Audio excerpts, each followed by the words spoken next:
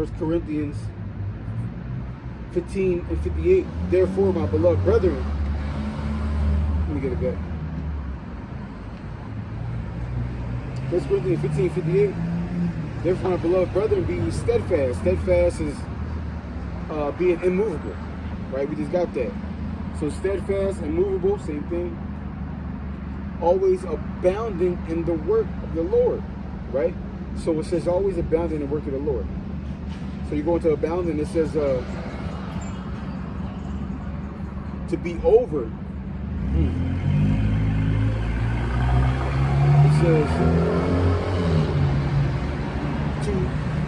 to exist or be at hand in abundance.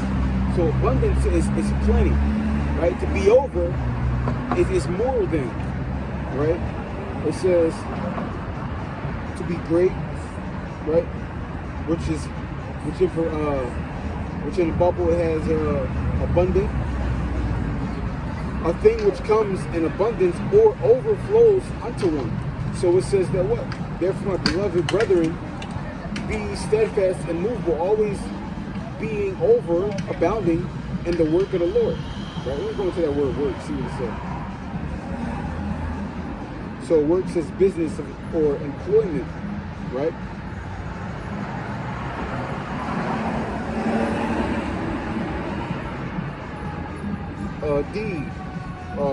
Labor, right?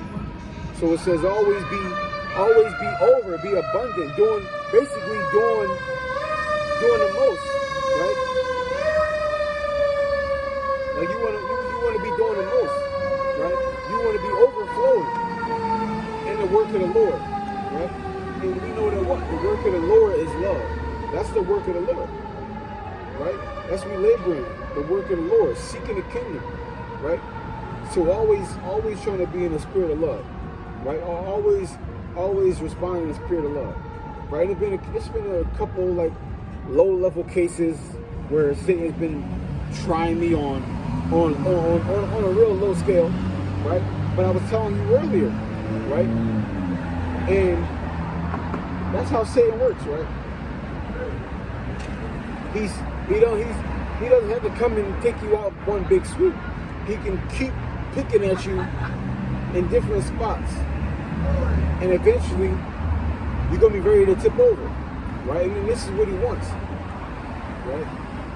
But as long as you remain steadfast, immovable in love, you cannot be overthrown. And every day, constantly praying for strength, constantly praying to be renewed in your spirit. So when he takes away, right? He's taking away. He thinking to chop you at the end of the week, but he gonna take little swings here and there all week, and he decides Saturday I'm gonna come with the big chop. That's why you gotta constantly praying every day to for your strength to be restored, right? So he can't come with that big chop. You constantly building that wall back up, that defense, that fortress, constantly being built back up, right?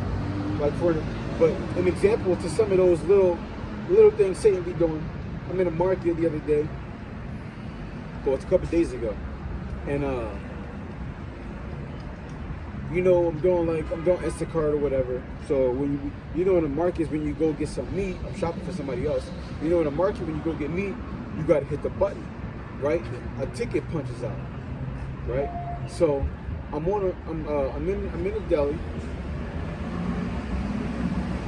I'm on the phone talking to the brother in the land in Tazakar at the time. So. But here's the thing, though. Here's the thing. I'm at the deli. I go punch his ticket out, right? I got it, 122. The ticket was 122. And the ticket was 122. I'm talking to Taz on the phone. I guess the guy maybe whispered 122. Now it was another guy in there, a white guy, right? He had a ticket too. He had 123. I was there way before he was. He came, got his ticket. Now, like I said, I'm on the phone, so it's possible he said 122. skipped over it. So I'll be sitting there, didn't even ask me what number I had. Skipped over me, got the guy with the 123. Now, which running through my mind now. Now when I'm doing this, I'm in in a white neighborhood where y'all know how EB getting like so-called racist sometimes, yada yada yada. So at this particular time, I am in a white neighborhood. So what's running through my mind when it's happening is these racist motherfuckers gonna skip me for the white guy because he's white or whatever. So literally, this is what's going through my mind. My initial reaction is to just flip shit, right? That's my initial reaction in my mind.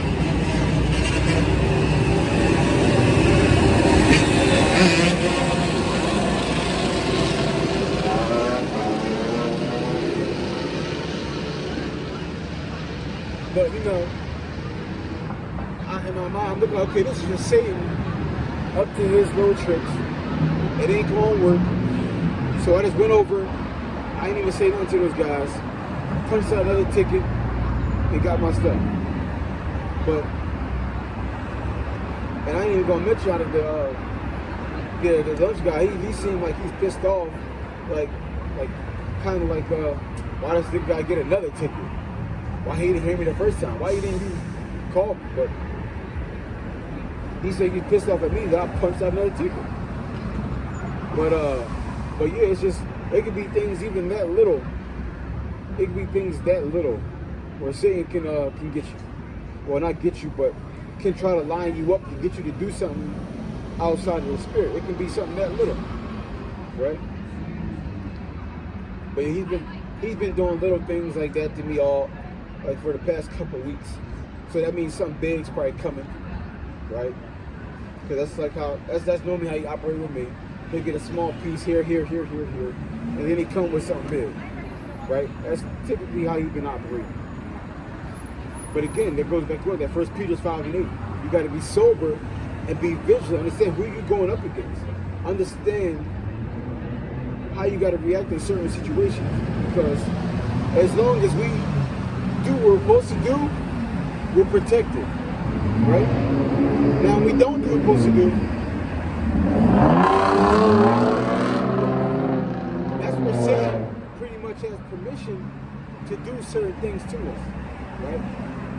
Now, even when just because we do what, and also just because we do what we're supposed to do, that does not mean nothing's not going to happen to you, or you're not getting into a bad predicament.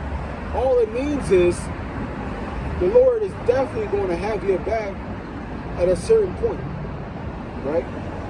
At a certain point. So he'll have something happen to you. Like imagine if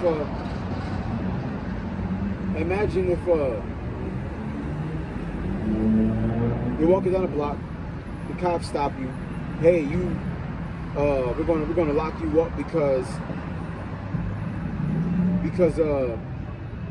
you fit the description of whatever, right? And you don't even panic. You don't freak out. They take you downtown, fingerprint you, whatever, sit you in a cell. You're just sitting there. Now you probably know people that get in a situation are freaking out. Oh, I'm gonna go to jail. This, that, and the third. Blah blah blah. Yada yada. Right? And I can understand that. Right? It's a nerve-wracking situation. But now people who, when you understand that, hey, I'm in a situation. There's nothing I could have done to avoid this. Right? That's what you gotta understand. The Lord put you in a situation.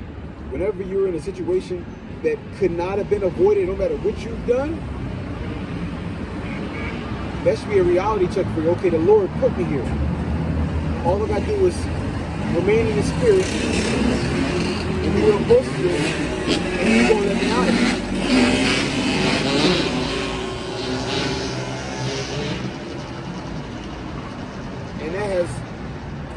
And that has always happened to me when I just do what He wants me to do.